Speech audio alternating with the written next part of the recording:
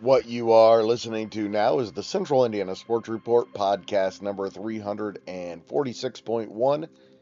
The Colts Report with Mike Rich and Will Rutherford with the latest update on the Indianapolis Colts at their training camp and their trip to Baltimore for an unofficial scrimmage on Tuesday before their first preseason game on Thursday. The first official Colts depth chart came out on Monday, and we examined that. And, of course, we talk about the quarterback position and what are our expectations, who should start, and how it will go. Appreciate Will and Mike filling in. We do not yet have a Colts guy or gal. If you are interested, please text me. Please do not call. The school year begins on Wednesday, and I'm back in the classroom. But text me with your level of interest, whether you want to be a Colts person or just a contributor from time to time, and we will discuss it, figure things out, and go from there. Media experience is great, but not a must at all. If you like to talk about the Colts, and most importantly, if you are passionate about the Colts, we want to hear from you.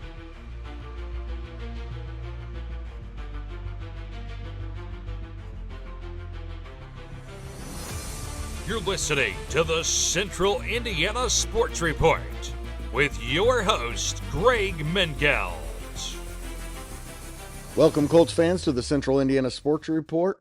I'm your host, Greg Mengelt, here with Will Rutherford of the Will Rutherford Show and our Pacers guy, Mike Rich, because we are still looking for a Colts guy, someone to come on the Central Indiana Sports Report and talk Colts a couple times a week, react to games, recap the games, preview, do a Colts report every week. But here we are because there is lots of Colts news coming out of camp, and wanted to talk to Will, who's filling in as our Colts guy, and Mike Rich is here, also a huge Colts fan. So some big news, guys, today. And the thing that jumped out to me on the depth chart that was released Monday for the first time as the preseason gets underway Thursday against the Ravens was that apparently the defensive backfield is so good that Jalen Johnson isn't starting. I think that's a good sign. The other thing is that A.D. Mitchell, who apparently is having a good camp, isn't on the first team despite Pittman being out, which is a little concerning.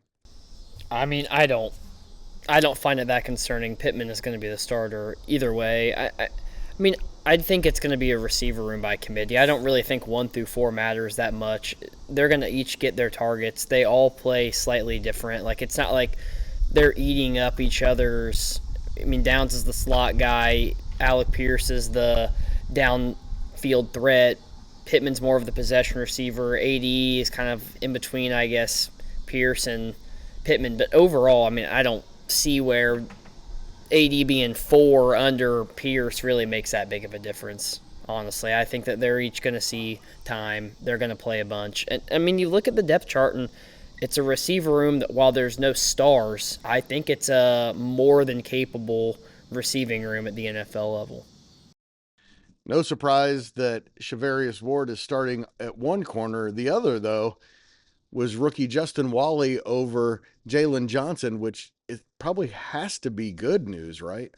If Jalen Johnson's the third corner, you got to like what they're going to be able to do outside. I mean, as far as a 7th-round pick, I mean, he was about as good of a steal as you get. I mean, the fact that you get a 7th-rounder that makes your team, it's kind of, you're shooting, blind basically in the 7th round. And I think it's important to recognize that he's was an impact player last year for the team due to various injuries, and I think that you have to assume that you're going to experience some injuries in the corner room at a position that they take a lot of stress on the body. It's a soft tissue kind of hell, I would say, as far as the position group. So I expect him to play a lot, but it just gives them more flexibility as far as the looks they want to do, the matchups.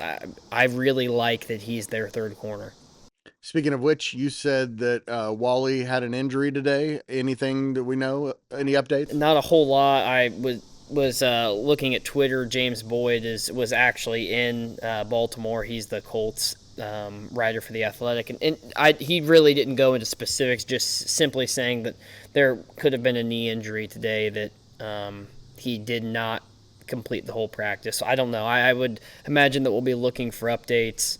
That would be a big loss to have your first joint practice. You have your rookie, slotted in as the starting corner, already suffering a knee injury would be bad. But, you've got Jalen there kind of in the weeds waiting for an opportunity. So maybe it's not a bad thing. This team has a ton of potential. It just comes down to, can they reach it?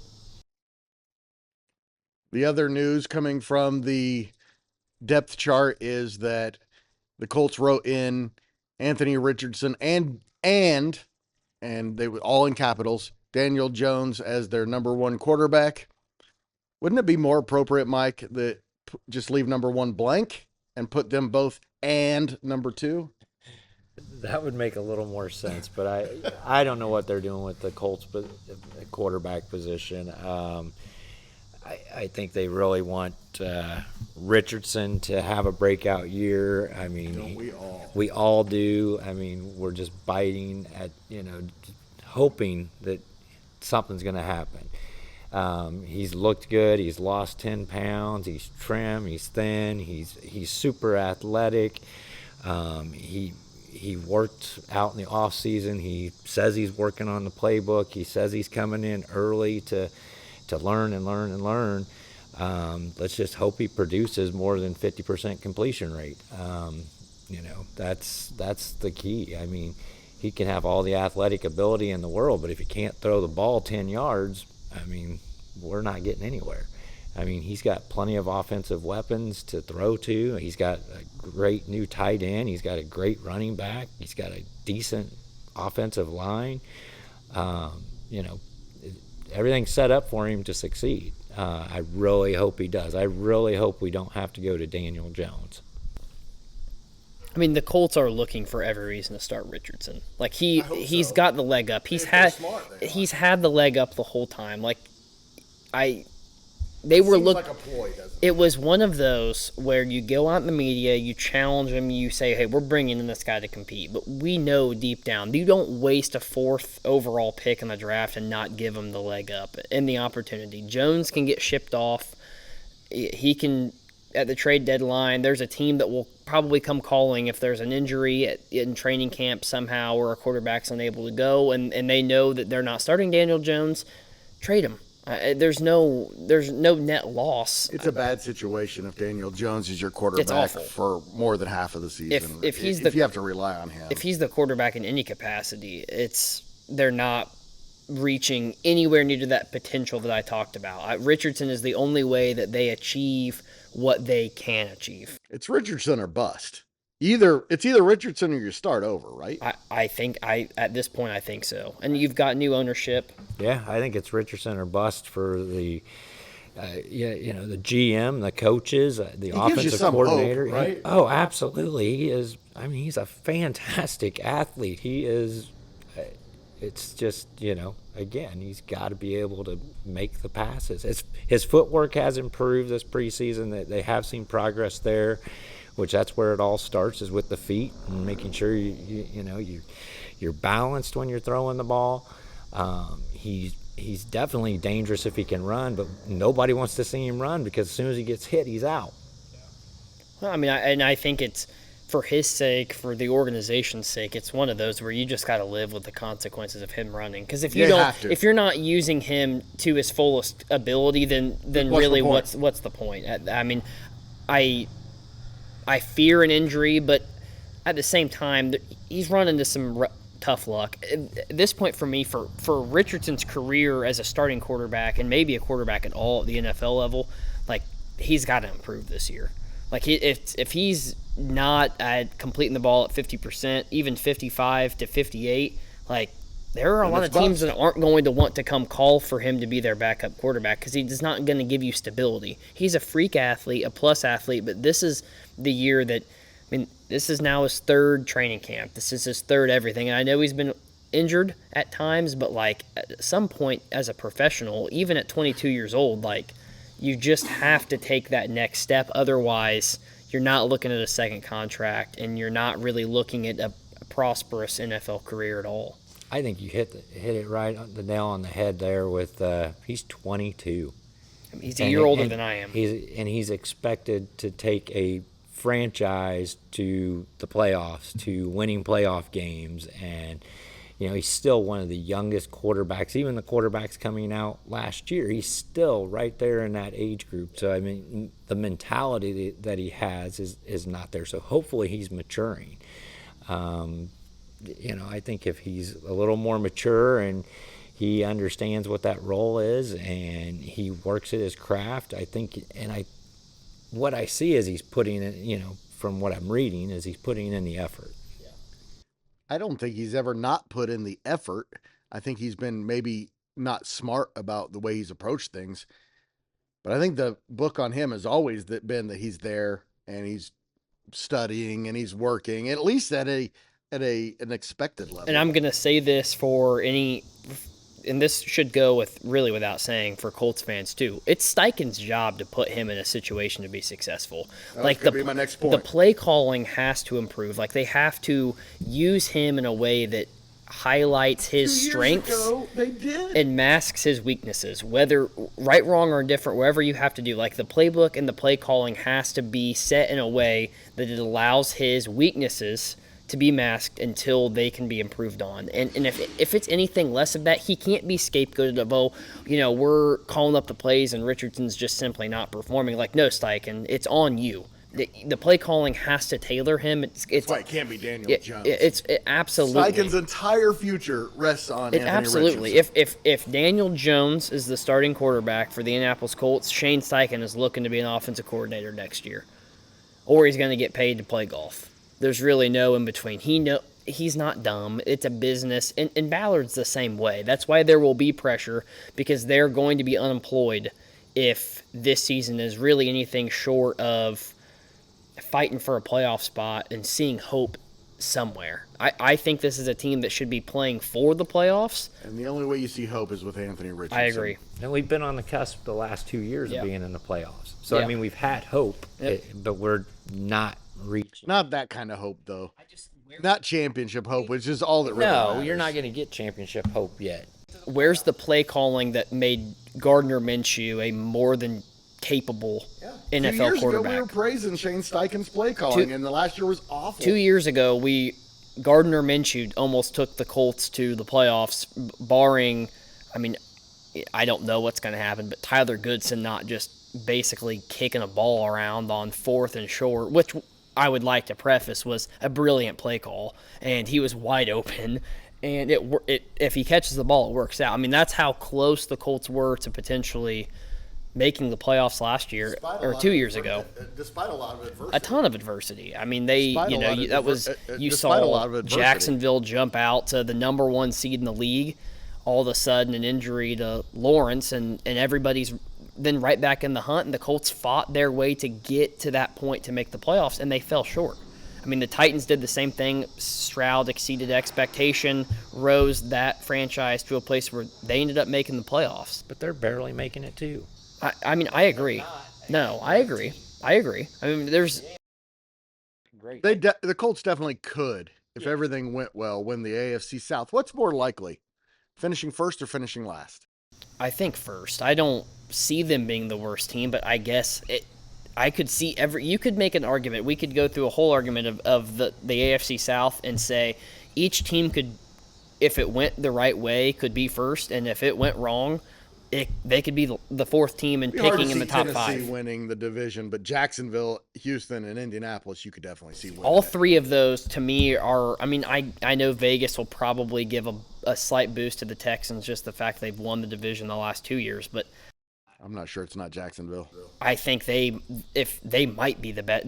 I think on paper, as far as their skill players and important positions, they're probably the best team. But Stroud, if he can be rookie Stroud, a great quarterback elevates a franchise.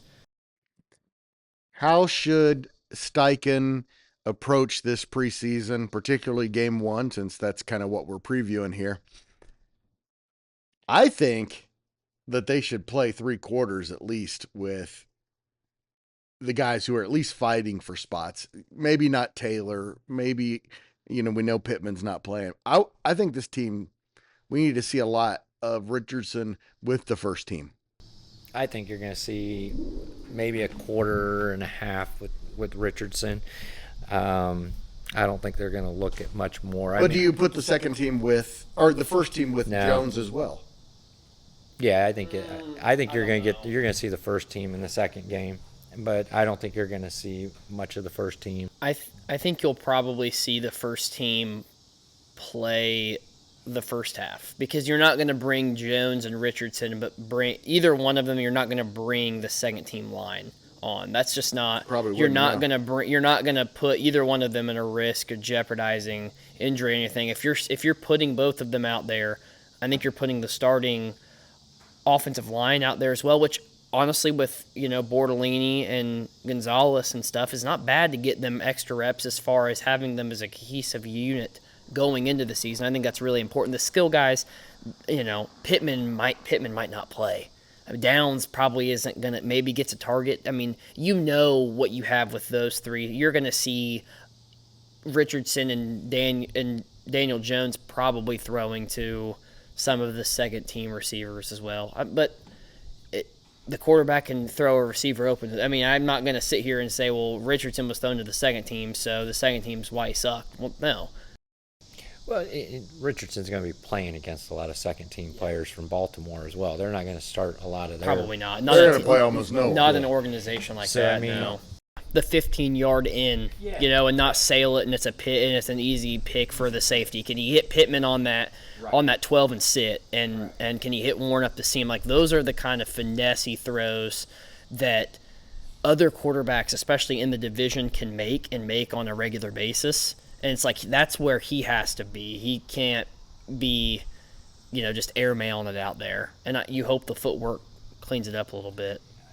I hope his footwork's a lot better with the off-season coaching and training, and but that's that's the key to his game. I mean, we know he can run, we know he can throw far, we know he's a freak athlete, but it's the fundamentals that he's just got to be able to. But we knew that coming out of college. They told us to be patient, and then they weren't. I don't understand quite why we're here with Anthony Richardson. I think it's because you came out and he looked like the rookie of the year his first 5 weeks. I mean, he looked like he was going to be the best rookie quarterback in the league, bar none. He was outplaying Stroud without question. I just think that they got impatient, because it's like we were looking at this as a rebuild year, and then all of a sudden it's like, boy, Anthony Richardson looks really good. Maybe the playoffs aren't completely out of question. And it just comes down to that. Now, what I will say is Jonathan Taylor should not even think about touching the field until week 1. He has no business playing any preseason snaps. Plus, we got to figure out who his backups are, because I think you got 3 pretty good ones. Now, I mean, backup running backs are, like your second girlfriend. Not true.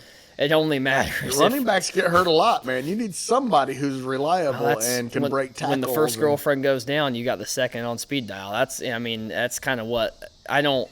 This isn't speed dating. Jonathan Taylor is the love of our life until we're proven otherwise.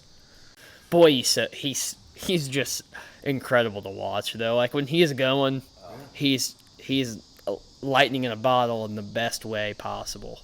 So patient. He's everything Marlon Mack was, and just double the skill. That's right. Way more. Yeah, way more skill. Yeah, he should be a Colt for life. It would be horrible to waste his years on really bad teams. It would be. But we could be headed to not really bad teams, but not memorable teams. We aren't going to be bad enough to get a number 1 pick in the next draft. I'd rather that. I'd rather that too. Then go 9-8 I don't think they're going to be bad enough either. There are 5 teams right now that are awful who will be fighting for that, and the Colts are not one of those.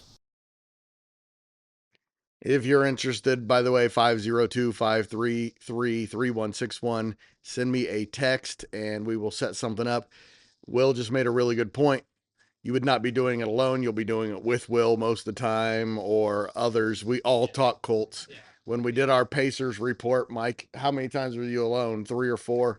It was Maybe. mostly as a group. Well, I mean, it's just people want to talk about it. Like, it's important. It's fun to watch. People follow it more. Like, you're just if you're the Colts guy, you're just a small piece of a large puzzle that is all working together to try to give the best coverage.